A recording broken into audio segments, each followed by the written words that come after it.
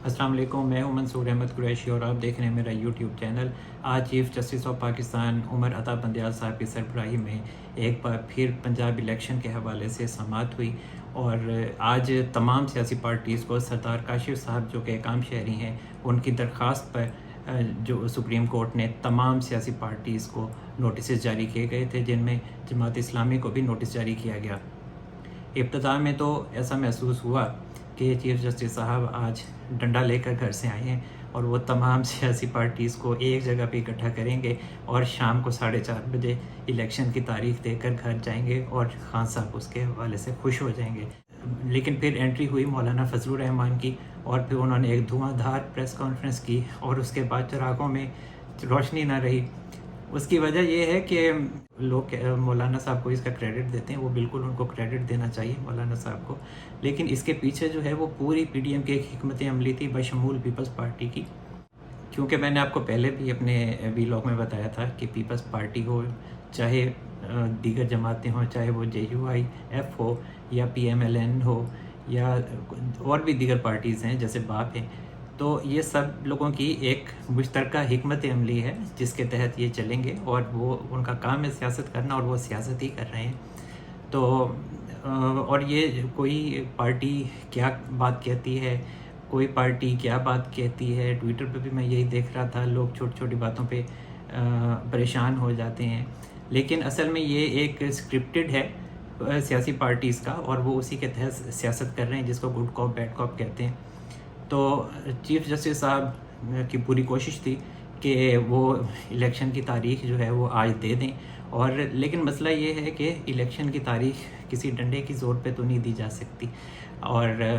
ये कोई municipal committee का तो कोई इलेक्शन हो नहीं रहा, ये पूरे मुल्क में इलेक्शन का मामला है। फिर ये स्ट्रेटजी अपने जहन में रखना आला अदलिया के मखसूस जजिस की जानिब से कि पंजाब में चलें इलेक्शन होता है तो पूरे पाकिस्तान में इलेक्शन हो, लेकिन हो हमारी मर्ज़ी से, हमारी तारीख जो हम तारीख दें उसी के मुताबिक हो, लेकिन ऐसा मुमकिन नहीं है। और मैंने आपको पहले भी बताया था कि सियासी पार्टीज़ जो हैं वो कभी भी चीफ जस्टिस की बात नहीं मानेंगी, वो एक सियासी तरीके से चलेंगी। एक खबर मैं आपको ये भी दे दूं कि पीडीएम में शामिल तमाम सियासी जमातों और पीपल्स पार्टी ने ये आपस में तय किया हुआ है कि सुप्रीम कोर्ट में चीफ जस्टिस से डायरेक्ट महाजराई नहीं करनी और जो भी कोई मामला है वो पार्लियामेंट के ज़रिए उसको हल करना है, और जो भी चीफ जस्टिस साहब को जवाब देना है या उनके दो साथियों को जवाब देना है वो पार्लियामेंट के ज़रिए देना है। इसीलिए आज हुकूमत बैकफुट पे दिखाई दी और उन्होंने अवाम को दिखाने की कोशिश की, सुप्रीम कोर्ट को दिखाने की कोशिश की कि हम आपकी हर बात मानते हैं, हम अच्छे बच्चे हैं और हम अच्छे सियासतदान हैं। लेकिन और वो वाकई अच्छे सियासतदान हैं। आप जरदारी साहब ने तो सियासत में आप देखें, जरदारी साहब ने तो PhD की हुई है सियासत में, और फिर उनके साथ मौलाना शामिल हो जाएँ और फिर उसके बाद शहबाज शरीफ साहब हैं, नवाज शरीफ साहब हैं, ये सब जो हैं वो ऑन बोर्ड होते हैं और उसके बाद फिर ये एक मुश्तरका हिकमत अमली इनकी तय होती है। मैं पहले भी आपको बता चुका हूँ कि ये सब एक हैं। तो इसी हवाले से फिर असल में मसला ये है कि हुकूमत ये चाहती है कि उनके किसी मेंबर पे या प्राइम मिनिस्टर के ऊपर कोई कंटेम्प्ट ऑफ कोर्ट न लगे, तो इसी वजह से वो डायरेक्ट महाजराई नहीं करेंगे, वो अपने आप को फंसाएंगे नहीं, सियासत वो ज़रूर करेंगे। इसी वजह से मौलाना साहब चूँकि पार्लियामेंट के मेंबर नहीं हैं, इसीलिए मौलाना साहब को सामने लाया गया और मौलाना साहब ने काम कर दिया। जो T20 के मैच में जिस तरह से बैटिंग की जाती है धुआंधार, उन्होंने वो बैटिंग की, उन्होंने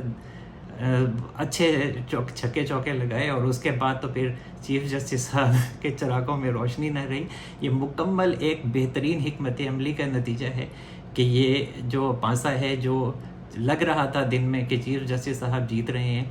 जो कि वो जीत नहीं रहे थे लेकिन बज़ाहिर ऐसा लग रहा था, वो बाजी वो मुकम्मल तौर पर हार गए, वो मैच हार गए।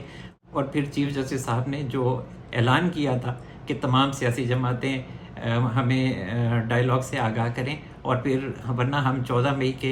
का जो फैसला है इलेक्शन का उससे हम पीछे नहीं हटेंगे। हटे वो अभी भी नहीं है, वो कहे जा रहे हैं ऊपर से कि हम हटे नहीं हैं, लेकिन पीछे से अब वो बहुत ज़्यादा बैकफुट पे आ चुके हैं और जो उनकी हिकमत अमली है वो काफ़ी बैकफुट पे चली गई है। تو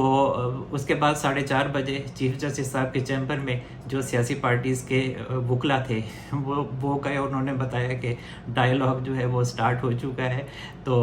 اس کے ساتھ ہی جو چیف جسٹس صاحب نے فیصلہ دینا تھا وہ فیصلہ سیاسی جماعتوں کے وکلا نے ہی باہر آ کے سنا دیا، تو اور سماعت جو ہے وہ 27 اپریل تک ملتوی کر دی گئی۔ بہت سارے لوگوں کا یہ خیال ہے کہ شہباز شریف صاحب پہ کنٹیمپٹ آف کورٹ لگ سکتی تھی یا لگ سکتی ہے۔ تو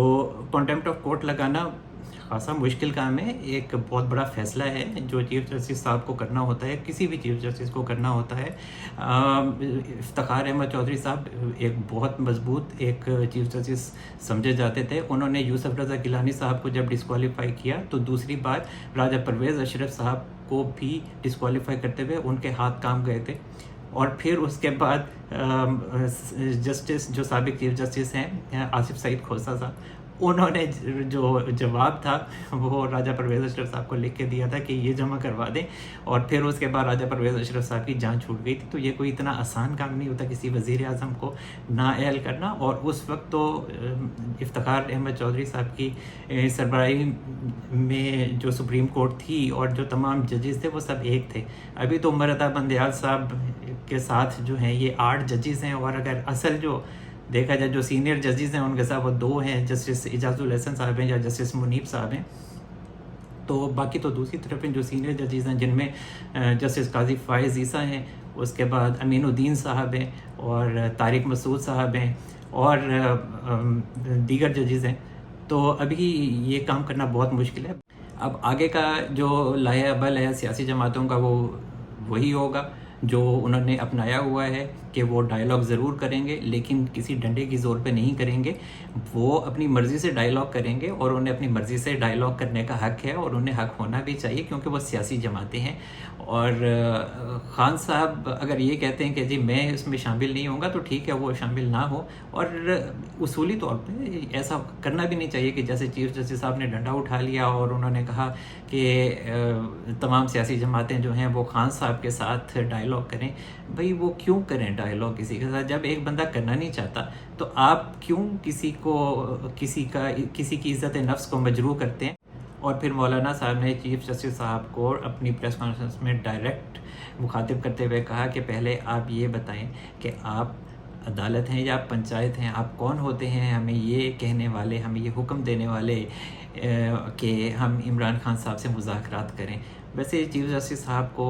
پارٹی نہیں بننا چاہیے کسی کے ساتھ، اور خصوصاً عمران خان صاحب کے ساتھ جس طرح وہ پارٹی بنے ہوئے ہیں، ایسا کام ہونا نہیں چاہیے۔ اصل میں مسئلہ یہ ہے کہ چیف جسٹس صاحب جو ہیں وہ خان صاحب کی محبت میں گرفتار ہیں، ان کے بارے میں بہت کچھ کہا جاتا ہے لیکن ہم اس طرف نہیں جاتے، لیکن ہر انسان اپنے فیصلوں سے پہچانا جاتا ہے۔ میرا خیال ہے کہ چیف جسٹس صاحب کی سوچ یہ ہے کہ چونکہ وہ ابھی بھی چیف جسٹس ہیں اور ان کے پاس پاورز ہیں، تو وہ انہی پاورز کا استعمال کرتے ہوئے کسی نہ کسی طرح خان صاحب کو کچھ نہ کچھ ریلیف دلوا دیں، اور اس کے بعد گھر تو انہوں نے جانا ہی ہے۔ اب مجھے نہیں لگتا کہ وہ ایکسٹینشن ان کو مل پائے گی جو کہ پنجاب الیکشن کے نتائج کے بعد یا ان الیکشن کے انعقاد کے بعد اور جو نتائج آتے ہیں اس کے بعد جو ان کو ایکسٹینشن والا معاملہ تھا نا، تو وہ لگتا نہیں ہے کہ وہ اب کامیاب ہو پائے گا، کیونکہ یہ سب کچھ اسی لیے ہی کیا جا رہا تھا۔ تو لیکن وہ جو سارا پلان ہے وہ بھی چوپٹ ہو چکا ہے، اس لیے مجھے لگتا نہیں ہے کہ وہ پلان اب کامیاب ہوگا، اور حکومت کو بہت اچھے طریقے سے پتہ ہے کہ یہ سب کچھ کیوں کیا جا رہا تھا۔ حکومت خاصی مضبوط ابھی دکھائی دیتی ہے، باقی یہ ہے کہ حکومت ویک نہیں ہے، اس لحاظ سے حکومت متحد ہے، اور جو بھی کام ہوتا ہے وہ ایک سیاسی حکمت عملی ہوتی ہے، اس کے تحت وہ کرتے ہیں، کیونکہ ان کا یہی منصوبہ ہے کہ انہوں نے سپریم کورٹ آف پاکستان اور خصوصاً چیف جسٹس صاحب سے کوئی پنگا نہیں کرنا ڈائریکٹ، اور سارا معاملہ جو ہے وہ پارلیمنٹ میں لا کے اس کو حل کرنا ہے اور وہیں سے جواب دینا ہے۔ اصل میں چیف جسٹس صاحب یہ چاہتے ہیں کہ پی ٹی آئی سپورٹرز کی نظر میں، خان صاحب کی نظر میں، اور جتنے بھی خان صاحب کو چاہنے والے ہیں ان کی نظر میں ان کی بہت زیادہ عزت بڑھے کہ وہ ایک جمہوری انسان ہیں اور ایک عظیم چیف جسٹس ثابت ہوئے ہیں، اسی لیے وہ آئین کے ساتھ کھڑے ہیں۔ لیکن اگر دوسری طرف دیکھا جائے تو انہوں نے جتنا آئین کے ساتھ کھلواڑ کیا ہے اس کی تو نظیر ہی نہیں ملتی، اور اب جو وہ پارٹی بنے ہوئے ہیں تو یہی ان کا مقصد ہے. اور لیکن یہ ہے کہ وہ پی ٹی آئی کی نظر میں تو ایک عظیم انسان ہو سکتے ہیں, ایک بڑے ایک جمہوری سپریم کورٹ کے چیف جسٹس ہو سکتے ہیں, لیکن باقی اگر دیکھا جائے پی ڈی ایم کی نظر میں یا دنیا کی نظر میں تو ایسا بالکل نہیں ہے. تو یہی سارا مسئلہ ہے. اب 27 اپریل کو دوبارہ سماعت ہوگی, لیکن یہ ہے کہ میرا خیال ہے بس اوپر سے ہی بس اب وہ دکھانا چاہ رہے ہیں کہ ہم